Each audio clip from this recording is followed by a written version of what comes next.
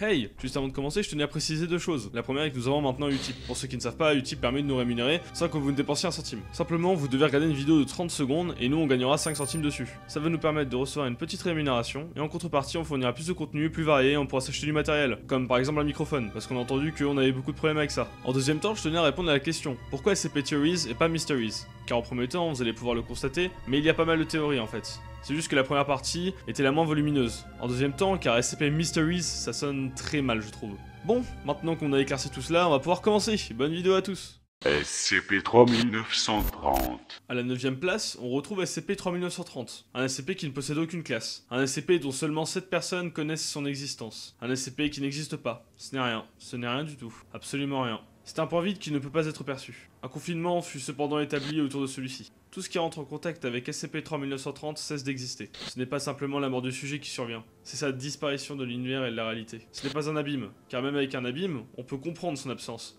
Parce que cette absence a la capacité d'être remplie de quelque chose. Mais dans ce cas, même le néant n'a pas la capacité d'être rempli. Mais le vide, le cerveau humain tente de le combler. Vous pouvez faire l'expérience chez vous par exemple. Lorsqu'il n'y a pas de bruit, le cerveau entend tout de même un genre de grésillement. Un grésillement qui n'existe pas. C'est le cerveau qui tente de combler le vide. Eh bien, imaginez-vous, le vide. Rien, absolument rien. Devant vous. Le cerveau ne peut pas s'imaginer qu'une telle chose existe. Et donc, il comble le vide. Alors, ceux qui perçoivent SCP-3930 se mettent à entendre du bruit. Un grésillement tout d'abord. Ils peuvent ensuite l'apercevoir et entendre des hurlements. Car le subconscient essaie de créer une conscience qui n'existe pas à SCP-3930. Et le cerveau interprète le néant comme la folie. Il s'imagine donc que SCP-3930 est une créature, invisible, qui hurle, qui haït son existence et celle des autres. Et toute la non-existence de SCP-3930 ne fait que refléter ce qui est poussé vers elle. Comme un miroir. Et la seule chose qui peut même commencer à essayer de penser et de combler ce trou est l'esprit. Mais la pensée n'est pas une chose. La pensée est juste dans la tête. Alors elle s'éteint et tente de combler le vide. C'est pour cela qu'il ne doit y avoir que moins de 10 personnes au courant de SCP-3930. Car plus il y a de personnes autour de celui-ci, plus le cerveau se convainc que, avec ce monde, SCP-3930 existe. C'est obligé selon lui. Car vous êtes assez nombreux pour pouvoir le prouver. Même s'il n'existe pas. Et cela portera préjudice à l'équipe qui entendra, puis verra SCP-3930, et ils sombreront alors dans la folie. C'est un SCP qui est très mystérieux, car on ne connaît pas son origine, ni sa nature. Il est inexplicable, et plus on essaie d'y penser, plus on ne comprend rien à propos de lui. SCP-093.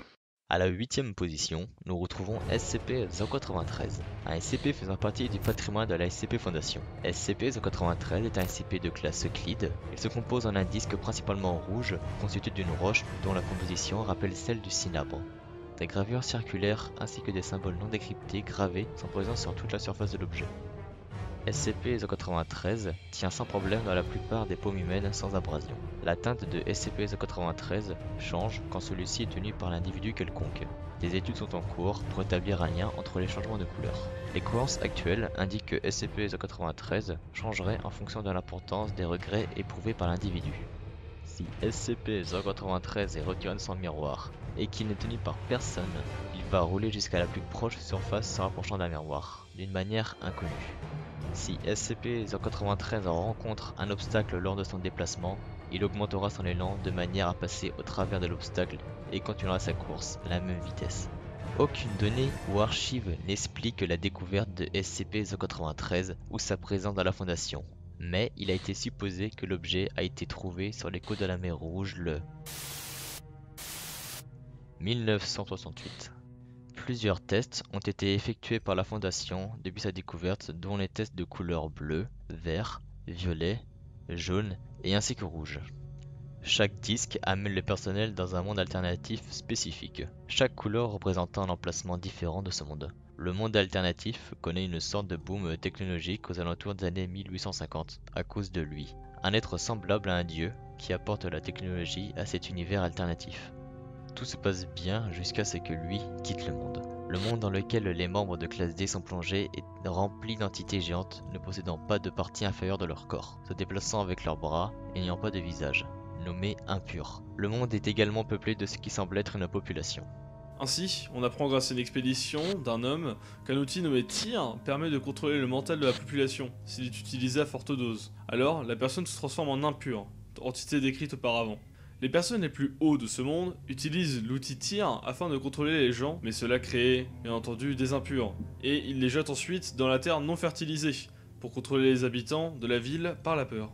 On apprend également que l'homme se rend dans ce monde pour étudier les sujets. En allant dans l'univers alternatif, celui-ci interagit avec les gens, apprend la culture dans leur bibliothèque, il étudie sur la terre non fertilisée, se rend sur la terre même, ce qui est contraire au règlement. Il a alors été capturé et obtenu le titre qu'ils appelaient grand-père, soit le titre le plus élevé qu'un homme puisse obtenir là-bas. Après être devenu grand-père, il étudie et découvre le noyau pourri de tout ce qui s'y passe. Soit le fait que des êtres supérieurs hiérarchiquement puissent transformer des personnes en entités qu'ils appellent impures. Ainsi, pendant son expédition, il crée une arme munie d'une seringue pouvant neutraliser les impurs, arme qui fut récupérée lors de précédents tests. Enfin, l'homme se rend sur la terre non fertilisée et tue un impur puis rentre chez lui. Après cela, les impurs devinrent probablement plus dangereux et l'homme qui a récupéré ça n'a rien fait donc. Cela explique le fait que le monde soit en ruine lorsque la Fondation débuta les tests. De ce fait, même après les différents tests de chaque couleur qui ont été effectués, on ne connaît que très peu de choses à propos de ce monde alternatif, ce qui en fait un SCP très mystérieux. SCP-990. À la 7ème place, SCP-990, un SCP assez connu, qui est tout de même simpliste, même s'il est assez mystérieux pour qu'il puisse avoir sa place dans ce top. C'est un homme, vêtu d'un costume noir et d'un chapeau noir. Il apparaît seulement dans les rêves ou cauchemars des membres de la Fondation. Lorsqu'un membre du personnel entre en contact avec lui dans un rêve, SCP-990 fera alors une prédiction sur le futur. Cela peut aller du scénario XK, fin du monde, à simplement le déconfinement d'un SCP. Toutes ces prédictions se sont avérées justes et ont pu être évitées. Cependant, lors de la rencontre avec celui-ci, le sujet peut être amené à mourir. Le mystère de SCP-990 est que celui-ci semble tout connaître, et aide la Fondation. Il pourrait par exemple être le résultat d'une expérimentation de la Fondation SCP. Et en réalité, c'est le cas. A la base, SCP-990 est un SCP de Castomiel. Il se résume en un casque de réalité virtuelle modifié, qui fut créé dans le but de communiquer avec n'importe qui dans les rêves et dans n'importe quel univers. SCP-990 ne peut être utilisé que par l'agent 990 Morpheus. Lorsque l'agent 990 Morpheus utilise SCP-990, elle est capable de rentrer dans les rêves des sujets et de communiquer avec eux tout en changeant la perception des gens qui l'entourent. C'est-à-dire qu'elle modifie son corps dans les rêves pour ne pas que son identité soit révélée. Elle favorise alors la communication avec les membres de la Fondation SCP. Et on ne sait de quelle façon, mais lorsque l'agent 990 Morpheus utilise SCP-990, l'agent semble capable de modifier l'image et la perception du rêveur. L'agent 990 Morpheus n'est pas capable de prévenir l'avenir. Celui-ci a donné des informations aléatoires aux chercheurs concernant une fin du monde causée par un SCP non classifié. Cependant, personne ne sait par quel moyen, mais ces fausses préconisations se sont avérées réelles. Puis un jour, l'agent 990 Morpheus utilisa SCP-990, et alors le casque de réalité virtuelle a affiché un message du collectif Onérois, disant qu'il savait que le logiciel de SCP-990 leur avait été supposément emprunté et que tant que la Fondation ne l'écritait pas, SCP-990 serait hors d'usage. Depuis, SCP-990 est hors d'usage. Mais SCP-990, l'individu, peut être encore aperçu dans les rêves, d'une manière encore inconnue. SCP-2798. Numéro 6. SCP-2798, qui a une propriété très spécifique. Il aide à confiner SCP-01. Il est donc de classe Thomiel. C'est un champ d'énergie anormal qui fut créé par la Fondation SCP. Le projet fut abouti en 1971. Il fut créé à partir de nombreux SCP qui sont affichés à l'écran.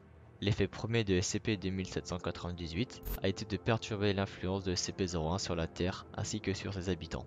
SCP-2798 est censé interférer avec les effets de SCP-01 en lui faisant percevoir la Terre comme une entité vivante et unique. Cette perception est supposée affecter les intentions de SCP-01 et de réduire la focalisation de ses actions. SCP-2798 a très bien servi durant toutes ces années, jusqu'au jour où celui-ci fut incapable de maintenir le confinement, et SCP-01 fut déconfiné. Il est alors voté le protocole SCP-2798-5, qui est de distribuer des moyens de suicide efficaces à l'ensemble de la population. Cependant, le plan ne put être mis en vigueur. Mais avant d'expliquer pourquoi on en est arrivé là, on va d'abord parler du comment. Il faut savoir que depuis 2005, SCP-2798 fut entre guillemets en déclin. Celui-ci s'est mis de moins en moins à fonctionner efficacement. Au fur et à mesure des années, celui-ci a provoqué de graves problèmes comme le trouble transcendant de l'identité. C'est-à-dire qu'une personne va recevoir des souvenirs ou des pensées d'une personne qui existe, mais celle-ci ne sera pas affectée. Il est aussi responsable du phénomène d'érosion de la croyance en l'action organisée. SCP-2798 est responsable d'un effet sur la volonté de la population mondiale à participer à des actions coordonnées à grande échelle. Et finalement, il est responsable de la propagation des champs d'énergie anormaux dans d'autres corps célestes.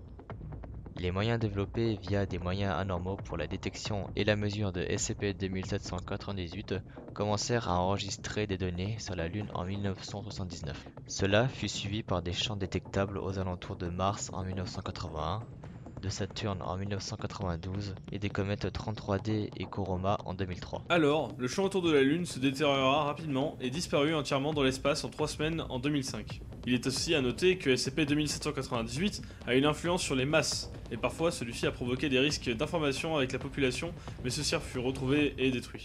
On arrive au moment où SCP-2798 s'est arrêté de fonctionner.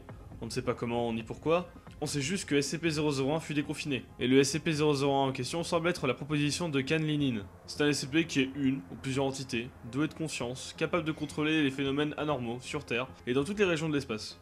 D'où le fait que la fondation SCP ait créé SCP-2798, pour montrer à ou au SCP-001 que la Terre est vivante et qu'il ne faut pas jouer avec. C'est une manière assez grossière de parler de lui, mais c'est ce qu'il est. On sait que la principale motivation de SCP-001 est l'amour.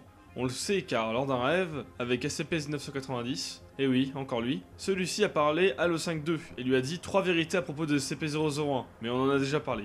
Il faut juste savoir que la troisième était qu'SCP-001 est sensible à l'amour. Lien dans la description pour ceux qui veulent continuer leur recherche. SCP-2316. Bon, avant de commencer ce numéro 5, vous devez répéter la phrase suivante. Je ne reconnais pas les corps dans l'eau. Allez-y. Maintenant, on peut commencer. SCP-2316 est un SCP de classe Keter.